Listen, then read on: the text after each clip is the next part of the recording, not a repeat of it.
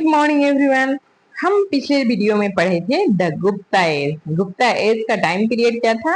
300 AD to 500 AD. 300 AD यानी कि हम अब एडी, एडी का मतलब होता है एना डोमिना। इसका फुल फॉर्म होता है एना डोमिना। एना डोमिना का मतलब होता है कि ये जो एज पीरियड है वो क्या है, जो ईसा ईसा मसीह के का जन्म हुआ था उसके बाद का पीरियड है। यह पीरियड कब का है? ईसा मसीह के जन्म के बाद का पीरियड है। ये जो टाइम पीरियड बनाया गया था, जब शुरू शुरू में जब हिस्ट्री का टाइम पीरियड को से टाइम के अनुसार इसे डिवाइड किया गया, तो उस समय सबसे ज्यादा प्रचलित जो सबसे पहले हिस्ट्री को लिखा गया वह ज्यादातर अधिकतर यूरोसेंट्रिक था। यूरोसेंट्रिक का मतलब क्या होता है कि जो यूरोपियन मॉडल है, जो यूरोप के लोग थे, उन्होंने सबसे अधिक इसमें दिलचस्पी ली और उन्होंने सबसे पहले अलग अलग टाइम को डिवाइड किया। तो उसी में अब उन्हें टाइम को लगा कि जहां से उनके जो आराध्य हैं कि ये तो वो थे ईसा मसीह, क्योंकि उस समय रोमन साम्राज्य में का विस्तार हो रहा था और रोमन साम्राज्य में क्रिश्चियनिटी यानी ईसाई धर्म का विस्तार हो रहा था। तो उन्होंने जो ईसा मसीह थे उन्होंने सोचा यहीं से हमने जो हमारी जो सभ्यताएं हैं वहां से प्रारंभ हुई है, इसीलिए उन्होंने एडी का नाम दिया। ठीक है, यानी कि एना डोमिना यानी कि ईसा मसीह जो एक क्रिश्चियनिटी है, ईसा मसीह के जन्म के बाद का पीरियड।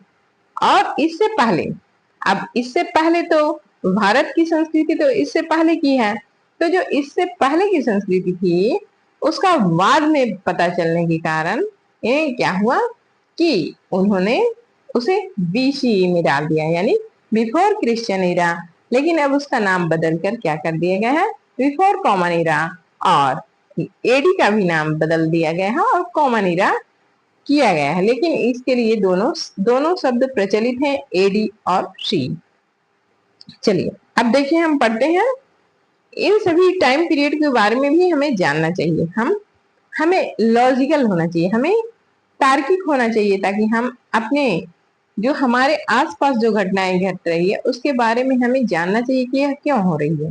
ठीक है, हमारे सामने बुक में जो लिखे रहते हैं लिखा है, ऐसे ही नहीं, उसका कोई मतलब होता है, हर चीज का कोई मतलब होता है। ठीक है, तो पिछले वीडियो में हमने गुप्ता एज पढ़ा था कि गुप्ता एज का टाइम पीरियड क्या है? 300 एडी टू 500 एडी। अब चलिए, हमने देखा इसमें कि इस समय बहुत सारे हमारी सोसाइटी में चेंजेस हो रहे थे। सबसे पहले तो गुप्त वंश का विकास जो हो रहा था, गुप्त वंश का जो विस्तार हो रहा था, जिसमें हमने देखा कि समुद्रगुप्त मगध का शासक बना। मगध का कौन सा? गुप्त वंश का शासन था और उसके शासक बने समुद्रगुप्त, जिन्होंने बहुत बड़े क्षेत्र को अपने अधिकृत में किया।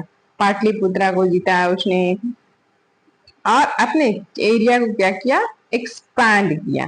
तो हम पिछले बार वीडियो में देखा था और अब हम यहाँ से पढ़ते हैं जहां से हमने छोड़ा था। चलिए, ठीक है,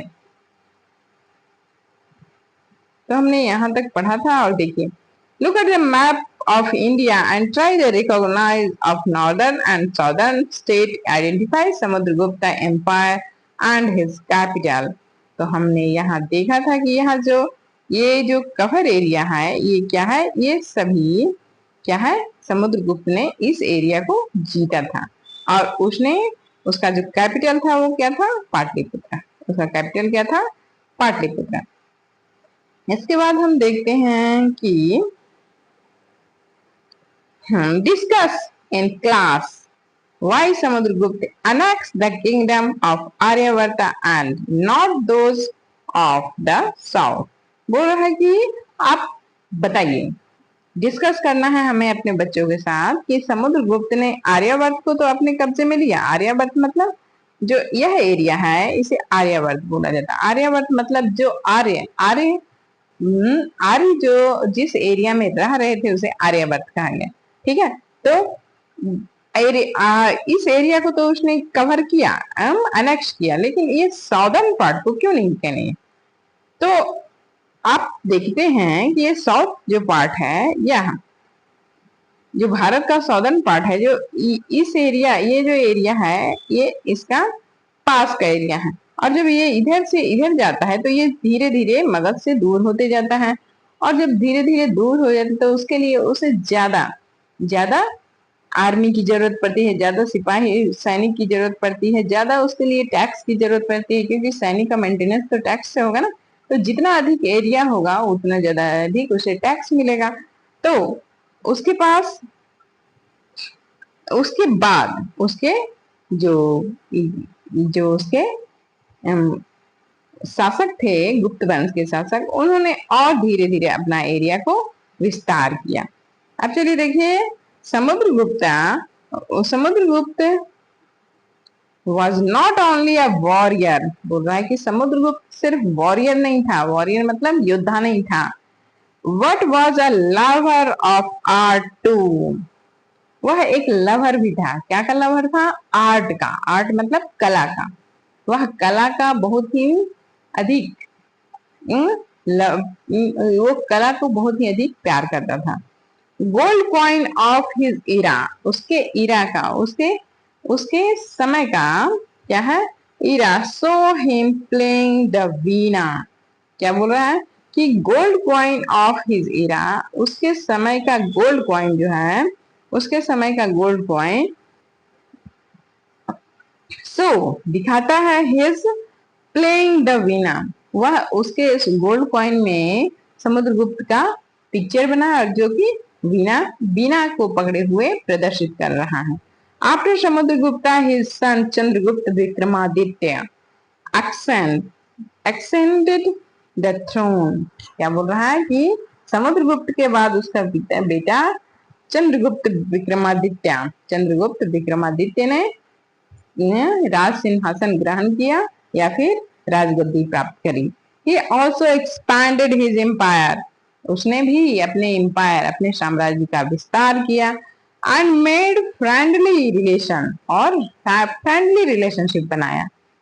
क्या? दो प्रकार के राजा होते हैं। एक तो होते हैं जो अपने एरिया को जो विस्तार करते हैं, एक्सपैंड करते हैं, तो वो क्या करते हैं कि वो अपने डर से भी विस्तार करते हैं, मतलब वो दूसरे पे अटैक करते हैं और दूसरे को बहुत ही ज्यादा क्रूरता दिखाते हैं।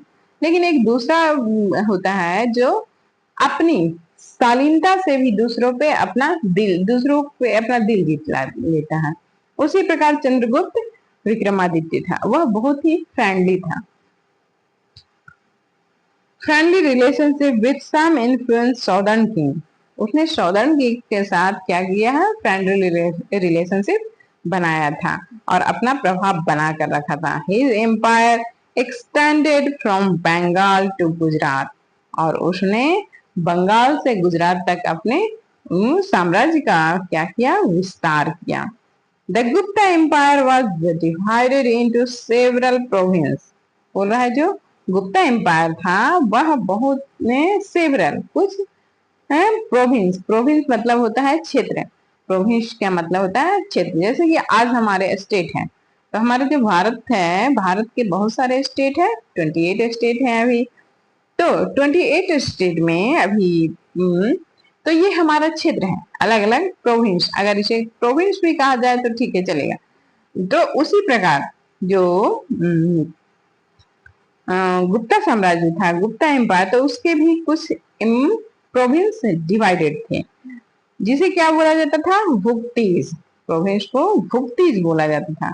And every province was further divided into district, और एवरी प्रोविंस डिस्ट्रिक्ट में डिवाइडेड था, जिसे क्या बोला जाता है? विषया। उसे विषय बोला जाता था। जो भुक्ति था, भुक्ति मतलब कि जो स्टेट या प्रोविंस, प्रोविंस डिवाइडेड था डिस्ट्रिक्ट में, और यानी कि जो प्रोविंस था उसे भुक्ति बोला जाता था, और भुक्ति डिवाइडेड था क्या में? विषयाम। The administration was done by local public. जो वहां का एडमिनिस्ट्रेशन है, प्रशासन है, वो किसके द्वारा किया जाता था? लोकल पुलिस के द्वारा किया जाता था, लोकल लोकल लोगों के द्वारा किया जाता था। And the king gave order, और किंग ऑर्डर देता था, और king gave order only an important issue, only an important issue.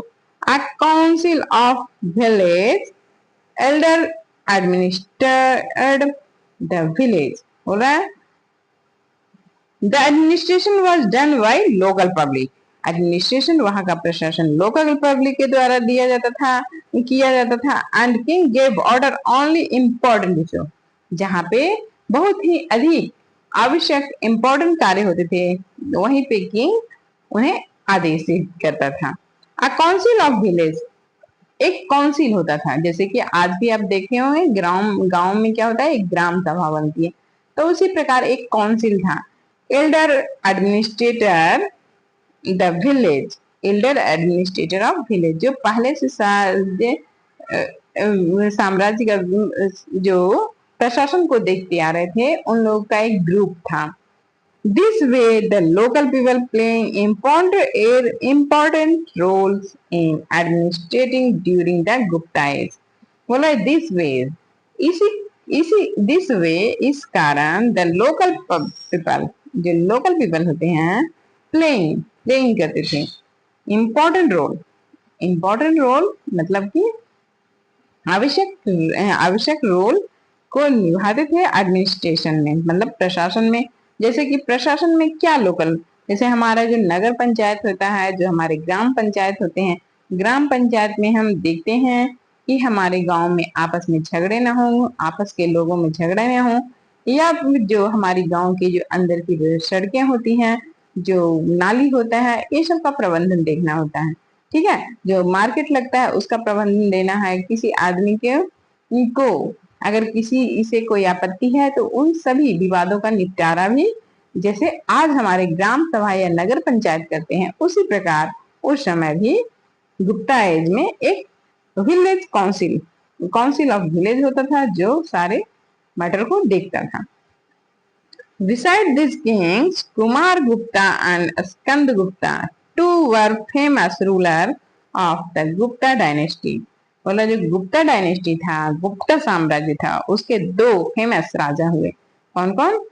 Beside these kings, beside these Gupta and two, मतलब समुद्रगुप्त थे और चंद्रगुप्त विक्रमादित्य, उनके अलावा कुमार गुप्त और स्कंदगुप्त भी उनके गुप्त वंश के श्रेष्ठ फेमस प्रसिद्ध राजा हुए। ठीक है, the Gupta dynasty ruled till about 500 AD. Gupta dynasty कब तक शासन करता रहा? 500 एडी तक। This era is very important, यह समय बहुत ही इंपॉर्टेंट था in the progress of Indian science. This era was very important, यह समय बहुत ही इंपॉर्टेंट था, आवश्यक था। In the progress of Indian science, in the progress of Indian science, Indian science के प्रोग्रेस के लिए यह इरा, यह समय बहुत ही इंपॉर्टेंट था। Art and religion, many change came in the lives of the people in this period. बोला इस पीरियड में, गुप्ता पीरियड में साइंस का डेवलपमेंट हुआ, रिलीजन का डेवलपमेंट हुआ। Religion, many changes came in the lives of people in this period, बहुत सारे चेंज आए हमारे इस समय में, हमारे जो पीपल थे उनके लाइफ में बहुत ही अधिक चेंजेस आए। Life of the people in the Gupta age, life of the people in the Gupta age. तो हमने देखा कि गुप्ता एज में किस प्रकार हमारी जो सोसाइटी है उसमें चेंजेस आए। अभी हम देखते हैं life of the people in the Gupta age. जो गुप्ता एज था उसमें जो पीपल थे उनका लाइफ किस प्रकार था। How was the life of the people? How can we know that? How was the life of the people? How can we know that? Several books relating or religion, story, play and science were written in at that time. बोल रहा है कि how was the life of the people, उस समय के people थे उसकी जो लाइफ थी वो कैसी थी, and how can we know that, इसे हम कैसे जान लेंगे, हम इसे कैसे जानते हैं कि उस समय की लाइफ कैसी थी। तो several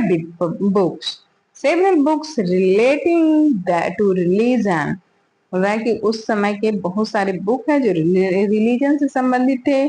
stories, plays and science were written at that time, बोल रहा है कि उस समय बहुत सारी स्टोरी लिखे गए, जो धार्मिक पुस्तकें भी थी, स्टोरी कहानियां लिखी गई, बहुत सारे साइंस के बुक लिखे गए।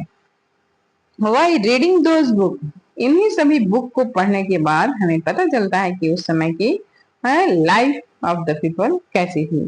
We can know a lot about the lives of the people why by reading those book, उन बुकों को पढ़कर हमें पता चलता है।